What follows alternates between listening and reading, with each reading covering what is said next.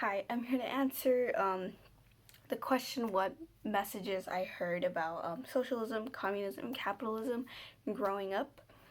And I feel like for socialism and communism, it was constantly always the same thing. It was awful to be a socialist or awful to be a communist, and that those two are just horrible ways to run a country and they're not sufficient. And I was always told about the extreme versions of them, and I was never told about the positive sides to them or the moderate sides to them.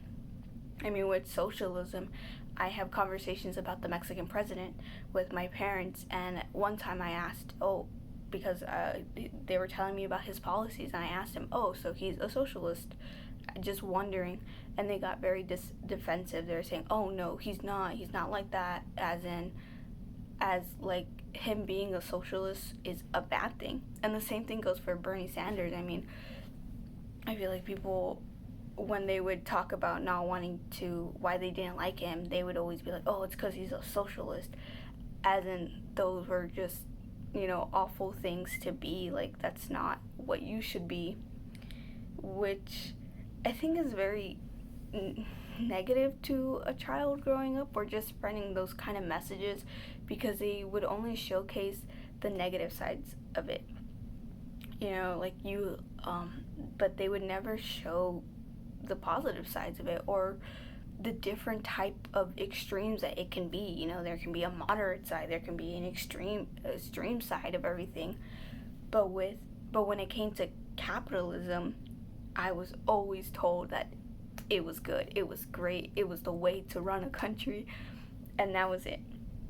I was constantly told that America was doing things right by being, by endorsing capitalism, and there's no negative sides effect to it. It was all positive. And that these other countries that were, socialist and communist, they're all horrible. And that's not a way to run their country. But I was never told the negative sides of capitalism.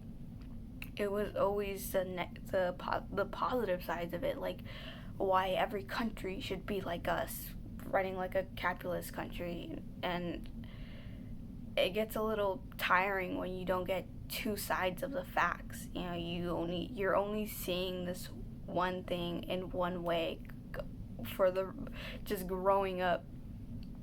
And I feel like those messages were very just black and white.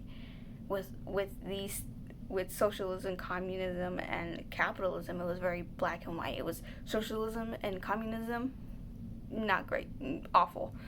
But capitalism is right on. It's great, you know.